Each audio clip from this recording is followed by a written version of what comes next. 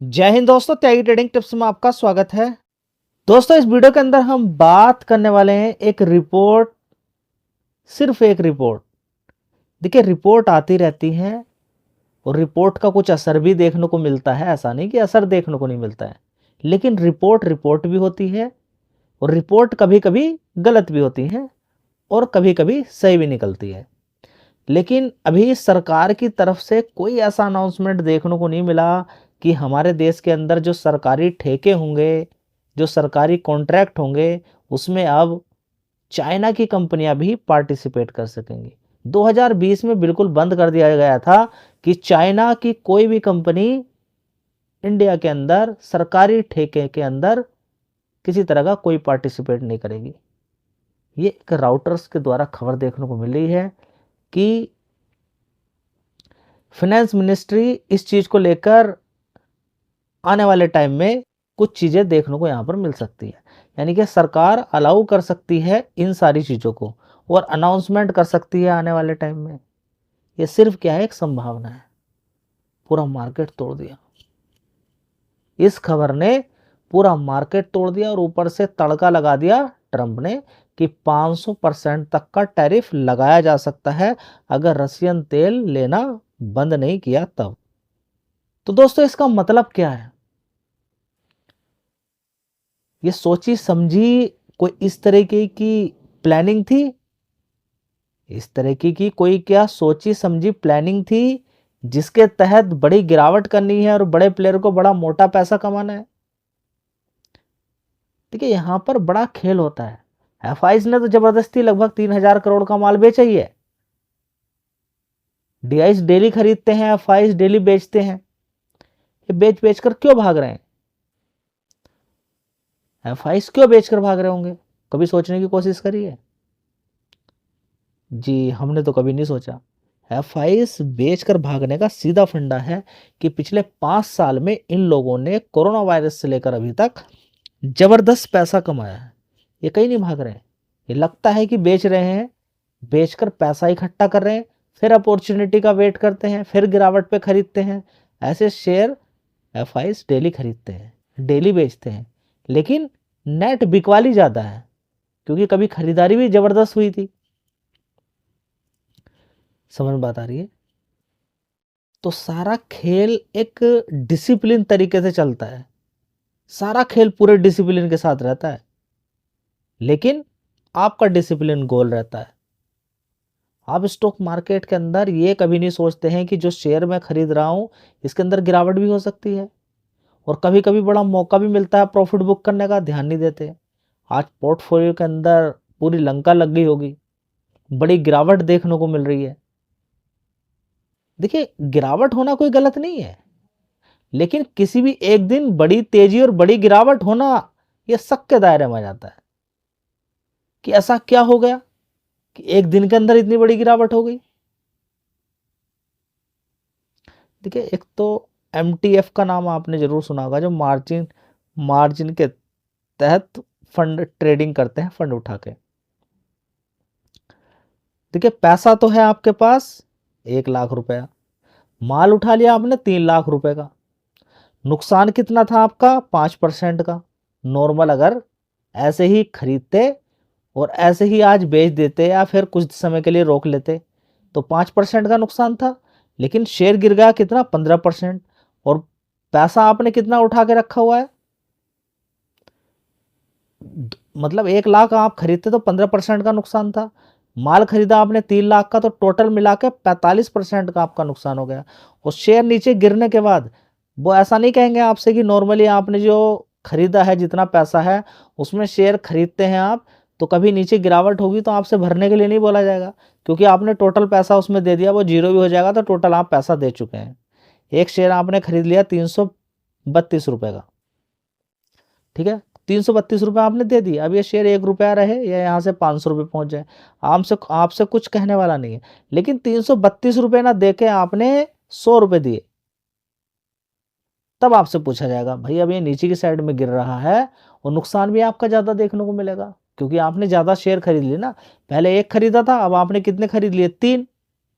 पहले एक पे अगर यहाँ पर 15% की गिरावट थी तो 15 रुपए का नुकसान था मान के चले, लेकिन अभी आपको 45% का नुकसान देखने को मिल रहा है एक्स्ट्रा, क्योंकि शेयर एक खरीदने की औकात थी आपकी, एक शेयर खरीदने की, खरीद लिए 3, और कंपनी ने यानी कि ब्रोकर ने आपसे बोल भी दिया।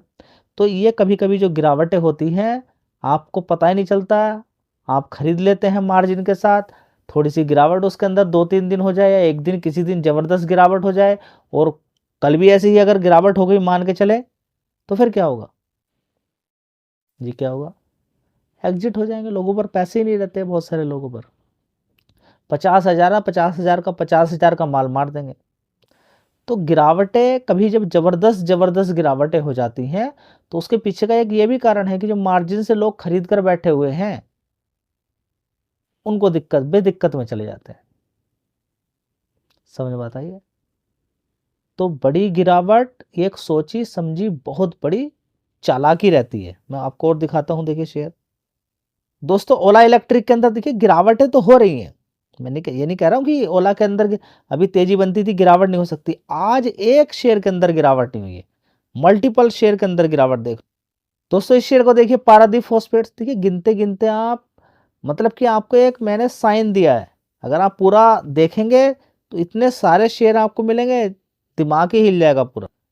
दोस्तों यहाँ पे देखिए आइनॉक्स बिल्ड, देखिए गिरावट गिरावट गिरावट गिरावट आपको देखने को मिली, रिपोर्ट के द्वारा खबर थी ना, ये कोई जरूरी थी पक्की खबर हो, लेकिन यहाँ पर देखिए क्या क्या राज खुलते हैं। जब राज खुलते हैं तब पता चलता है कि स्टॉक मार्केट जैसा आप सोच रहे हैं वैसा नहीं है। 5-10 दिन के अंदर इतनी तेजी और इतनी बड़ी गिरावट हो जाएगी, आपके होश उड़ जाएंगे। तब आप कहेंगे नहीं भाई, जल्दीबाजी नहीं करना है, किसी भी एक कंपनी में सारा पैसा नहीं लगाना है, थोड़ा थोड़ा करके लगाना है और गिरावट की प्रिपरेशन करनी है। अगर आपका ये घमंड है कि मैं शेयर खरीदूंगा गिरेगा नहीं, तो ये घमंड तो आपका बहुत जल्दी टूटने वाला है। लेकिन जब टूट जाएगा तो फिर क्या होगा? नीचे खरीदने के लिए तो पैसे नहीं है। बिल्कुल पूरे डिसिप्लिन के साथ, जैसे बड़ा प्लेयर आपको ट्रैप करता है, ऐसी पूरे डिसिप्लिन के साथ आप आराम से काम कीजिए, गिरावट के लिए पैसे रखिए। दोस्तों यहाँ पे देखिए जिंदल स्टील के अंदर 6% की गिरावट यहाँ पर देखने को मिल रही है, देख रहे हैं आप? इसके अलावा और भी शेयर देखेंगे बड़ी गिनती। दोस्तों हिंदुस्तान कॉपर, देखिए अभी ये लगातार शेयर ये भाग रहा है, लगातार इसने पैसा बना के दिया है। तो कभी कभी आप कैसे ट्रैप हो सकते हैं, देखिए यहाँ पर ये शेयर कितना था, यहाँ पर आप देखेंगे 67, यहाँ पर तेजी बनी थी, ये देखिए 364 पैसा आप बना नहीं पाए। कभी कभी फिर आप यहाँ पर नुकसान में बेच देते हैं, इतना अच्छा फायदा था, इस वाले टॉप पर नहीं बेचा, और उसके बाद जब देखिए अच्छी कंपनी होती है तो दोबारा भी तेजी उसके अंदर बन जाती है। कॉपर के रेट लगातार ग्लोबली अगर आप देखें तो बढ़ते जा रहे हैं, रुक नहीं रहे हैं, एल्युमिनियम के भी इसी तरह से बढ़ रहे हैं। मैं आपको एक कमेंट्स दिखाता हूँ, उससे आपका क्लियर हो जाए। दोस्तों यहाँ पर आप देखिए कि किसी ने डिक्सन का शेयर खरीदा 1,100, देखिए 11,240 रुपये पे लिया था, 5 शेयर लिए, 19,000 तक शेयर गया, कितना 19,000 तक, 11,240 पे खरीदा, 5 शेयर लिए, 19,000 तक गया, नहीं बेचा, लॉन्ग टर्म का व्यू था, टारगेट 50,000 का था, सारा प्रॉफिट चला गया। सर जी एक वीडियो इस पे बना दीजिए कि स्टॉक में लॉन्ग टर्म होल्ड करें करें या प्रॉफिट मिलने पर निकल जाएं, सर प्लीज़ मेरी ये हेल्प कर दीजिए। देखिए सबसे पहले आप समझें कि किसी शेयर के अंदर आप डिक्सन टेक्नोलॉजी खरीद रहे हैं, ठीक है, उसका काम आगे आने वाले टाइम में काम ठीक रहेगा, कोई दिक्कत वाली बात नहीं। तो क्या आप एक नज़र घुमा के ये नहीं देख सकते कि इसने हाल फिलहाल में कितना बोनस, कितना स्प्लिट दिया, इसके अंदर हाल फिलहाल में कितनी तेजी बनी, क्या उस हिसाब से कंपनी का रेवेन्यू लगातार बढ़ रहा है? बहुत सारी चीज़ें देखनी होती हैं। शेयर ने अच्छा जम मारा, पैसा बना, शेयर फिर दोबारा से ऊपर जा सकता है, लेकिन आपने जो पैसा कमाने की एक अपॉर्चुनिटी थी वो खो दी है। समझ बात आई है? तो ये सारी अपॉर्चुनिटी आपको खोनी नहीं है। बहुत सारे अब बीच बीच में अच्छी खासी तेजी बनती है, फिर शेयर नीचे की साइड में गिर जाता है, फिर तेजी बनती है, फिर नीचे की तरफ गिर जाता है। नीचे खरीदना है, ऊपर बेचना पड़ता है कभी कभी आपको। अगर बड़ी कंपनी हो गई है, अच्छा कंपनी का धंधा चल रहा है, पहले मल्टी बैगर रिटर्न उसने बना के दे दिए हैं, तो बेच दो ऊपर, कोई दिक्कत परेशानी वाली बात, ठीक है। दोस्तों अगला शेयर हुआ गुजरात मिनरल्स। अब देखिए ये पिछले 1 साल से देखें तो लगातार इसके अंदर तेजी तेजी तेजी है, ठीक है। बीच बीच में गिरावटें भी होती हैं। मिनरल्स की अगर बात करते हैं तो सेमीकंडक्टर चिप के अंदर अच्छा ही फायदा है, लेकिन बड़ी तेजी बन जाती है, अच्छा पैसा बन रहा होता है, तो कभी कभी हम बेच दें तो कोई दिक्कत नहीं है। देखिए यहाँ पर 126 कितना ऊपर मारा, ये देखिए 457, उसके बाद गिरा कितना, गिरने के बाद अगर ना उठे तो वो तो अब डिमांड है इसलिए उठ गया। ठीक है, ये सारी चीजें हमें सीखनी है। अच्छा प्रॉफिट बनता है तो कुछ अगर बुक कर लें तो कोई उसमें हानि नहीं होती है। धन्यवाद।